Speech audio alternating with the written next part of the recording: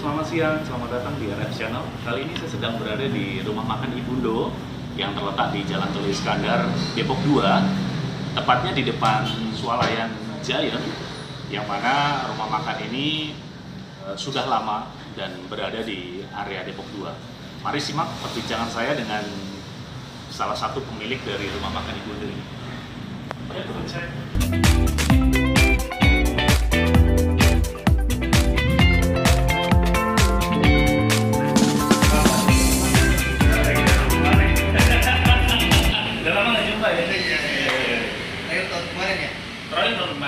Waktu buka puasa bersama. Iya, waktu grup SMP ya? Iya, SMP. Ini merupakan teman saya waktu zaman SMP. Tempatnya di SMP PGRI 1 Depok. SMP paling favorit. Gimana duduk di mana nih kita nih? Sebelah sana. Masalah pandemi begini udah seberapa? 3 bulan ya? Udah 3 bulan. Ya, Seperti ini drastis banget ya. Masalah bisnis kuliner di Indonesia. Bro, gue mau nanya nih, ada beberapa pertanyaan nih dari teman-teman. Jadi sejarahnya lu menciptain bisnis ini nih dari tahun berapa sih, Bro? Sebenarnya rumah makan ini itu dulunya punya orang tua, Bro. Oh, punya orang tua. Jadi lu lanjutin gitu ya? Dia merintis dari tahun 1993. Oh, 93 guys. Jadi sudah umur kurang lebih 27 tahun ya? Kurang lebih segitu, coba gitu. 27 tahun. Berarti lu zaman SMP udah ada ya? Udah ada. Udah ada berarti. Tapi masih belum kepikiran untuk terjun ke sini lah ya kan. Oh, gitu. Belum ada rasa suka, belum ada ya kan? Belum ada rasa nyaman lah gitu ya kan. Kan kalau nggak nyaman nggak asik kan. Iya lah. Kayak gitu. Terus apa? Lu berarti sekarang ngelola sendiri apa sama keluarga? Bagaimana? Masak sendiri, cuman ya karena pandemi kayak gini jadi kita masak semua keluarga masak sendiri di sini. Oh gitu. Nah, pengurangan karyawan, efek pandemi corona ini kan. Wish. Tapi Sangat nggak tahu nih drastis kalau banget semuanya ya udah jatuhnya stabil ya mungkin bisa. Tapi ya mudah-mudahan kita doain lah segera bangkit kembali usaha kuliner kita ini kan. Semua masyarakat Indonesia lah ya kan yang mengalami dampak khususnya yang kena PHK lah ya kan. Bro, berapa karyawan ya lu punya sekarang? Sekarang dari total biasa 8 sekarang tinggal 3. Oh, tinggal 3. Terus limanya gimana? Nah, Statusnya gimana? ya dengan berat hati ya kan. Iya, daripada dosa, Bro ya Oh, kan. gitu. Kita kerjakan tapi nggak dibayar ya. Oh, gitu. Benar nggak? Ya kan? Lebih baik dirumahkan dulu. Cuman nanti kalau misalkan kembali normal ya insya Allah lah bisa. Kalau dia belum dapat kerja lagi. Oh, kita doain ya. Ada juga nih di tengah pandemi seperti ini kan banyak sekali ya karyawan di PHK ya kan. Terus banyak perusahaan atau rumah makan yang tutup. Berarti dengan kegigihan lu nih gue lihat bangkitnya cukup bagus, mempertahankan dirinya cukup bagus juga. Terus ini bro, ngomong-ngomong sehari gitu ya, itu bisa berapa porsi sih bro habis dalam waktu sehari? Kalau posisi hitungan normal lah di atas 100 berarti insya Allah dapat lah gitu ya kan. Atas 100. Cuman kan 100 porsi bro? Yes. Itu seluruh masakan? Ya seluruh masakan. Terus lu nyiapin kayak gitu tuh jam berapa? Terus sampai jam berapa? Kalau masak dari lu belanja? Habis sholat subuh. Oh dari Ya habis sholat subuh prepare belanja, pulang, masak semua siapin. Ya kan jam 9 udah ya standby lah. Sedikit-sedikit gitu ya kan standby. Baru mulai penjualan jam 9 gitu kan. Udah bisa jam lah. 9. Oh berarti jam 9 udah ready siap saji. Ya walaupun belum komplit lah ya. Gitu ya. Karena masakan Sumatera gini kan terutama rendang, kikilnya ya kan itu kan. Oh kikil termasuk lama ya? Lama, lebih Gitu ya? 4 jam rebusnya itu biar benar-benar empuk ya kan. Kita harus pakai api kecil juga kan. Oh api kecil? Iya. Itu nggak biasanya untuk mempermudah atau mempercepat tuh biasanya pakai resto bener nggak sih? Ya, cuman di sini kita masih tetap pakai cara lama aja. Bercara lama? Berarti kayu bakar gitu? Enggak, maksudnya kita tetap pakai gas gitu ya. Cuma gas jalan kalau presto kan bisa lebih cepat gitu ya kan. Takutnya kambukan kan kalau kambukan juga nggak enak dimakanan kikil ya. Kikil kan seninya makan agak empuk tapi nggak empuk nggak keras. Kenyal? Oh, itu kenyal. dia ya kenyal itu asli kan. Yang masak siapa? Lu sendiri apa siapa nih? Gue sama orang tua berdua. Oh berdua. Berarti resep dari lu, masak dari lu, berarti Sama anak orang tua. lu hanya Sama orang tua berdua kan. oh berdua aja. Terus Ya ikut ke dapur, ikut bantu apa gitu, siang-siangin sayuran, persiapkan lah gitu ya kan semua bumbu gitu segala macam kita tinggal masak. bro, gua mau nanya nih seputar Padang ya. Emang bedanya nasi kapau sama nasi Padang apa sih? Bedanya ya sebenarnya kalau buat lauk sama ya karena mungkin punya khas masing-masing lah. Dia kayak misalkan biasanya tuh dia ambil sendiri ya kan. Ya kan, kayak model prasmanan kalau di Jawa tuh kalau di warung makan Sunda kan kita sering nemu gitu kan. Gitu. Kita pulang kan ambil sendiri prasmanan gitu ya. Cuman kalau warung-warung Padang kayak gini jarang bro. Gitu. Jarang. Terus mungkin dia juga punya terkenal nasi bungkusnya itu pasti dia pakai daun pisang. Di Kapo itu ya? Modelnya pasti ya kan? Iya. Pasti kan? Gue pernah makan tuh yang di Senen kan? Sebenarnya rumah makan Padang ini juga lebih bagusnya juga pakai daun pisang sebenarnya. Gitu. Biar apa sih menciptakan aroma lah ya kan.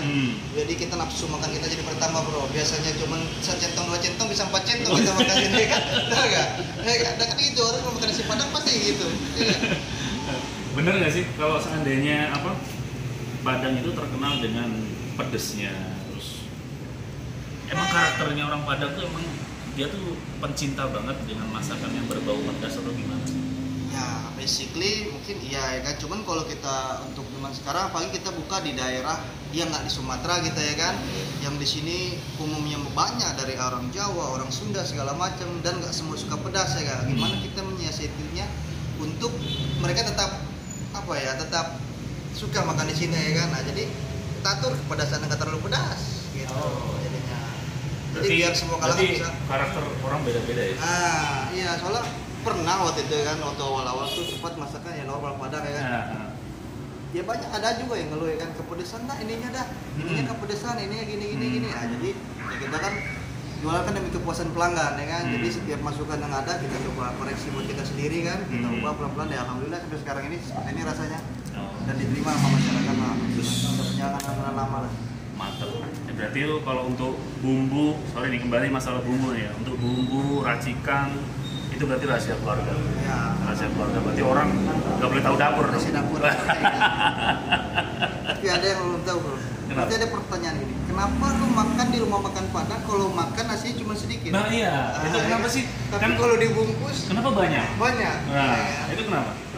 Nggak tahu, banyak versi sebenarnya. Cuman yang kalau yang gua pelajarin kan gua juga kepo juga ya. Iya. Gua juga cari tahu juga. Gua suka kadang loh, ini kok orang makan kok sedikit banget ya, cuma 1 centong giliran dibawa pulang itu bisa mungkin 2 atau 3 centong. Yes. Iya kan? Itu kenapa itu? Gini loh. Jadi menurut sejarah mungkin kalau lu search di Google juga ada. Pada zaman dahulu nih, jadi ini suatu bentuk suatu bentuk bantuan lah untuk rakyat-rakyat miskin di Indonesia pada zaman dahulu tuh waktu zaman perang ya kan. Kan rata-rata yang makan di tempat tuh hanya kalangan elit lah gitu ya kan. Di kalangan kolonial belum ya kan. Terus Indonesia kalangan elitnya gitu ya kan. Nah, jadi masyarakat itu yang dia beli rata-rata dibungkus gitu ya kan. Nah, dibungkus. Jadi ini salah satu bentuk. Jadi kita tambahin buat keluarga dia kali ya. Biar dia bisa makan bersama keluarganya gitu. Jadi gitu bro. Jadi kenapa bedanya orang makan nasi Padang di tempat itu lebih sedikit daripada dibawa pulang itu malah justru lebih banyak. Itu jadi berarti jawabannya adalah karena zaman dahulu masa peperangan ya, zaman kolonial dulu itu kebanyakan adalah kaum elit dari pada zamannya itu ya, kaum elit yang bisa atau mampu bayar untuk makan di tempat itu kan ya. Sebenarnya sih untuk harga sama bro. Oh sama Harga sama, cuman porsinya yang kita banyakin kan gini. Kalau dia makan sini sendiri ya kan, dia kan ibaratnya namanya orang mampu ya kan, kita berdonasi lah ibaratnya ya. Kita kasih porsi lebih banyak biar dia bisa makan minimal bisa berdua, bisa bertiga di rumah kan gitu ya kan. Ini salah satu bentuk support lah dari rumah makan Padang orang-orang Padang pada zaman dahulu lah gitu ya kan, buat kaum. Berarti partisipasinya cukup bagus juga ya dalam dalam bisa dikatakan donasi makanan. Ya kan? Itu sih kalau yang gua tahu, kalau coba bisa search di Google ada tuh. Oh itu ada ya? Kenapa kalau masih Padang kalau makan di tempat sedikit? Apa justru lebih dikit gitu? Udah mulai ramai nih bro. Gak apa-apa. Justru ini bagus dong. Ramai begini ya. Kalau boleh tahu nih bro, suka duka lu nih menjadi, kan lu dulu dari sarjana langsung harusnya lu nyari kerja di perusahaan elit atau perusahaan bagus lah intinya, tapi lu justru malah banting setir, malah ke dagang, jadi ke nasi Padang, meneruskan usaha keluarga. Misi lu tuh apa sih sebenarnya? Jadi motivasi lu deh. Pada dulu tuh ya mungkin terjebak oleh suatu pergaulan lah gitu ya Oh, kan. gitu. Dulu kita udah kuliah ya kan, Oh. benar-benar segala macam, cuma di jalan ya kan, ada ngarahin belok ya kan, namanya pergaulan kan, akhirnya belok. Terus di situ gua mendirikan sebuah klub motor. Klub motor. Yes, klub motor adalah ya kan. Nah, gua ikut tuh sampai tergabung di se-Indonesia. Ya akhirnya dengan gua klub motor, turi-turi segala macam, jujur kuliah gua jadi terbengkalai. Ya kan, akhirnya endingnya gua putuskan untuk ya udahlah berhenti aja daripada buang-buang duit orang tua ya kan, kira nggak jelas ya kan segala macam. Hidup itu pilihan. Nah di situ gua buktikan walaupun gua keluar, emang awalnya pasti wah gimana nggak tahu lah, gua nggak bisa Iya. ngerasain gimana rasanya orang Harusnya tua diapa itu. nih gue ya kan? Ya kan? Orang tua gue gimana Nah, udah biayain kayak gitu. habis-habisan kayak gini tapi gue nggak punya Cuman dengan banyak kawan kan ibaratnya ya. Iya. Dia banyak kawan banyak rezeki itu benar. Jadi gue banyak ketemu orang, bergaul dengan orang baru segala macam. Ada job-job kecil, contohnya gue dulu sempat juga main di jual beli motor, Oh, jual beli motor? mobil, ya. Jadi basic gua marketing lo main dulu ya, gue punya teman sales ya kan segala Nah. macam ditawarin. Jadi gue cuma dapat bagian, jadi salesnya nggak kerja di kantor bro, Nah. ya kan di luar ada Dari info rumah gitu? kontak ya kan, Oh, gitu. lobby sampai deal ya kan, udah deal transfer, nah kan gitu ya kan. Jadi main di situ udah cukup lah bagi kita anak muda pada zaman dulu ya kan, wah udah kipas-kipas lah bro ya kan. Oh, gitu. Udah merasa cukup di situ ya kan, cuman lama-lama kan itu kan nggak hal yang pasti gitu kan. Nggak selalu ada kalau kita nggak bergerak juga kan, kita harus bergerak terus lama-lama. Cuman sementara itu gue mikir aku nggak punya pekerjaan tetap, gue harus punya pekerjaan tetap, gue harus gimana ya kan. Akhirnya gue putuskan malu nggak malu, gue balik ke warung, gue terjun ke sini, gue coba seriusin segala macam ini itu, dan alhamdulillah sampai sekarang. Sampai sekarang ya, Sampai berarti sekarang. udah menjiwai di sini Nah, ya itu kan? udah hidup itu pilihan ya kan.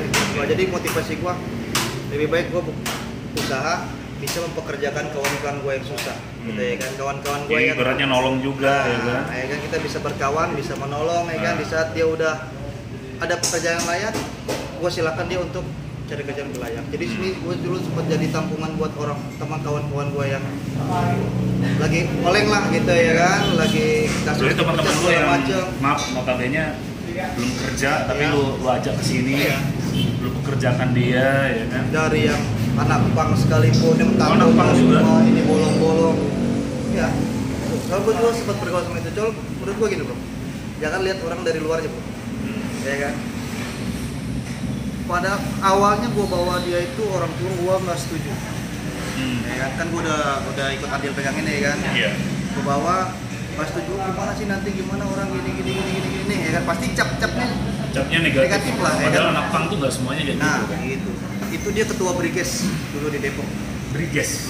klub motor Indomie lah. Terus akhirnya masuk, diizinkan segala macam, taruh di belakang dulu. Dari awal nyokap gua nggak suka sama orang tato, orang itu karyawan, jadi karyawan kesayangan dia. Oh iya? Karena dia jujur, rajin, serius, lurus, sopan santun, walaupun begitu tampilannya sopan yang Oh iya? gila. Wow. Berarti sekarang tuh melihat seseorang tuh gini ya bro. Kalau gue kebetulan juga usaha juga. Jadi orang pinter itu banyak ya. Rajin pun banyak. Tapi yang jujur yang susah. Itu. Benar nggak sih? Berarti lu sama, pemikirannya sama berarti sama gue. Jadi kejujuran itu adalah kunci yang terpenting ketika kita mulai berusaha. Partner kita siapa juga harus jujur. Kalau nggak kayak gitu gimana? Ya kan, benar nggak sih? Bener. Jadi Saya mau nanya satu lagi. Lu kenapa sih dinamain Ibundo? Terus kenapa lagi dinamain ada lagi namanya Padang apa gitu ya kan? Macam-macam kan namanya. ini kan Ibundo itu kenapa sih? Kenapa? Sejarahnya apa sih? Kebetulan kan dari Padang itu nggak ada Ibundo, ada Bundo. Bundo. Nah, Bundo kan nggak ada I-nya kan. Ah. Iya. Kenapa sih? Jadi bokap gua kan orang Padang Pariaman, ya kan di Desa Kokamba. Oh. Bokap gua orang Betawi tuh. Oh. Nah, Apa iya. Betawi? Jadi sebenarnya sih ini sih orang tua aja yang tahu ya kan. Kolaborasi. Iya, jadi kayak ibaratnya kayak Betawi Padang. Betawi gitu, ibu, ya. ibu sana Bundo aja, Ibundo. Iya. Bener tuh, bener loh. Kalau di Padang tuh Bundo nggak ada. Nggak ada Ibundo nggak ada. Pasti Bundo, ya kan. Oke, pesan-pesan lo nih untuk Banyak kan kaum milenial nih ya kan. Apa sih pesan-pesan lu nih buat anak-anak milenial ketika ia ingin memulai usaha sesuatu, usaha yang dia geluti, yang dia tekuni? Lu ada nggak pesan-pesan buat mereka supaya mereka tuh lebih menunjukkan ini loh, kaum milenial yang betul-betul memberikan super entrepreneur. Ada nggak? Jadi gini, kalau menurut gua ya kan, apapun yang kita kerjakan, asalkan kita bisa serius, kita bisa dalamin, itu bakal membuahkan hasil yang cukup setimpal lah ya kan, apa yang kita perjuangkan selama ini. Cuman kalau menurut gua gini kok, mental kita sebagai orang Indonesia yang rata-rata gini, coba lo pernah pikir gini kan, lu sekolah nih, terus orang tua lo pasti ngomong, tuh yang bagus, nanti kerja di PT ini, nanti kerja di PT ini. Jadi dari basic, dari kecil tuh lu udah disuruh kerja sama orang tuh. Bukan ya, untuk usaha. Kayak misalkan negara tetangga kan, kayak katanya orang Cina segala macam, lu bisa suka jalan-jalan ke mall ya kan, suka nggak di tokonya ya kan, tapi cuma pakai gerobak, misalkan contohnya merek jual susu ini ya kan, segala macam pakai gerobak di mall-mall dalam kan, rata-rata anak-anak muda Cina Kebanyakan. ya kan, kebanyakan mereka ya kan. Jadi mereka itu mungkin udah gue berpikir situ, oh ini dididik orang tuanya seperti ini berarti dia ya kan. Jadi dia tuh niaga. nah jadi Indonesia itu di saat semua di Indonesia yang punya orang Cina ini pada ngeluh ya kan, inilah itulah ya kan yang ditunjukkan ke pemerintah ya kan, Cina terlalu inilah, padahal apa, kita sendiri yang dari kecil udah diajarkan untuk kerja sama orang ya kan, bukannya kita membuka lapangan pekerjaan untuk orang lain ya kan, walaupun sedikit ya kan. Contohnya ya kan, lu cuma buka sosis bakar, minimal lu bisa punya karyawan satu ya kan, minimal lu bisa bantu satu orang yang nganggur bisa jadi kerja, bisa kasih makan dia. Itu dari satu orang. Gimana kalau semua orang Indonesia punya pemikiran kayak gitu ya kan, kita bisa saling bantu. Dan mungkin menurut gua anak-anak muda sekarang bisa kuat ya, kuat. Jadi semua dari sini, ini dari sini ya kan, dari karya anak bangsa semua ya kan. Nah, kayak gitu aja kalau menurut gua sih sebenarnya. Berarti itu sih perlunya adanya sosialisasi, pembelajaran masalah ini ya, masalah entrepreneur sejak dini sebetulnya. Orang tua zaman sekarang yang harus dipaham sebenarnya gitu ya kan. Kita usahakan beda lah, kalau misalkan anak lu nanti kita mau dibimbing jadi dokter, jadi abri kan beda ya kan. Sama kebanyakan mama zaman sekarang kan ya maaf aja ya, rata-rata mama menengah ke bawah lah ya kan, yang keluarga menengah ke bawah pasti dia disuruh untuk kerja di PT itu, gajinya bagus tuh ya kan, nanti gini kan gitu ya kan. Jadi nggak ada dididik, emang sih nggak semua orang bisa usaha ya kan, cuman kan usaha itu kan kalau menurut ajaran agama kita lah kan sunnah ya kan, sunnah Rasulullah ya kan. Kayak gitu. Yang penting jangan terlalu ngambil terlalu banyak ya kan, secukupnya sedikit ya, tapi continue ya yang penting ya bisa kan? hidup. Yang penting berkah bro ya kan, semua kalau berkah Diridoi itu, berkah. nah diridoi kita bakal jalan terus ya kan. Kita jualan ambil untung gede ya kan, 2 hari 3 hari sebulan 2 bulan setahun tutup apa Jadi intinya kan kita jangka panjang kan, kita harus pentingkan di situ kan ya. Siap. Bro, ngomong-ngomong nih, dari hasil usaha seperti ini nih ya, per bulan itu omset berapa sih bro? Ya alhamdulillah lah ya kan, kalau di atas 30 mau pasti bersihnya dapat. Bersih dapat. Itu 30 itu udah termasuk gaji karyawan dan lain-lain. Cuman kadang kalau usaha gini kan nggak tentu ya kan, nggak tentu ya kan, kadang bisa turun, yang pasti alhamdulillah lebih lah gitu ya kan sebenarnya ya kan. Cuman kalau di masa-masa pandemi kayak gini ya tahu sendiri lah ya kan, tampaknya cukup sebenarnya usaha tuh lebih menjanjikan daripada lo kerja sama orang lain kan gitu kan. Lu punya berapa outlet sih? Berapa cabang sih? Dulu banyak kok, ada sekitar 7 atau 8 dulu gitu ya kan. 8 cabang. Tahun berapa itu? Itu sekitar tahun 2010-an, 2011-an lah, 2011 punya 8. Cuman kan itu lu kelola sendiri? Enggak, jadi kita main store.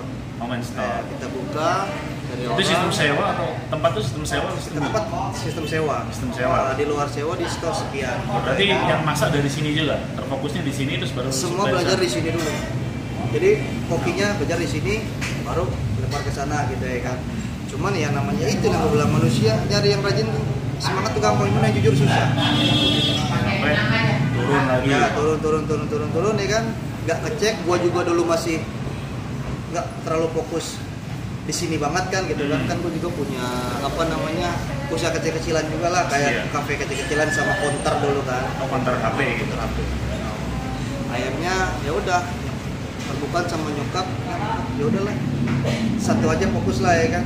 Kita juga udah cukup kan gitu ya kan. Alhamdulillah nih warung udah ngidupin banyak orang, banyak keluarga. Iya, jadi gue sini sistemnya apa ya?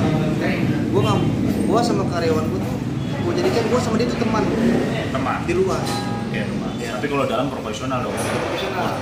Di luar kita biasa ya kan, makanya dia pada. Iya. Walaupun teman SMA teman kuliah, tapi tetap kita teman di luar. Ya. Kalau secara habit kerjaan, ya kita profesional dong. Ya. Bener dong. Makanya mereka banyak yang bentak, kata bang katanya terusnya main enak gini bosnya nggak galak kan. Oh gitu. Ya sekarang kita gini bro, lu kerja lu jadi bos dimanapun ya kan, nggak ada karyawan nggak berguna lo bro. Iya betul. Iya kan, mau lu direktur apa segala macam punya karyawan butuh kan, gitu ya kan. Jangan katanya itulah, jangan kita sia-siakan tuh karyawan kan, kita bentak, kita caci, kita makai segala macam ya kan. Hindari kata-kata itu berarti. Nah, justru kita sejahterakan mereka ya kan, ada timbal balik yang lebih ya kan, entah kejujuran, keinginan nanti yang ditimbulkan kan, ya kan, bener kan? Malah zaman sekarang susah jujur, apalagi nggak duit ya, ya kan? Duit segala macam ya kan, walaupun 1.000-2.000, ya itu gua ajarin di sini. Walaupun 1.000-2.000, jangan pernah kecuali lu minta gua bakal kasih, gitu ya kan? Dan itu justru yang lebih baik ya. yes. Karena secara hukum bisnis itu sekalinya kita melakukan hal tindakan kriminal kan maksudnya. Ya. Itu udah buruk kan kesannya udah buruk. Jadi oke, sip. Berarti ada nggak sih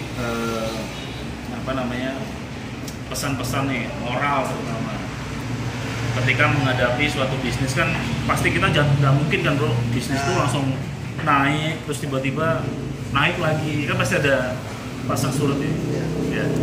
Itu gimana sih ngadepin seperti itu lu sendiri nih? Intinya gini bro, ngadepin konsisten.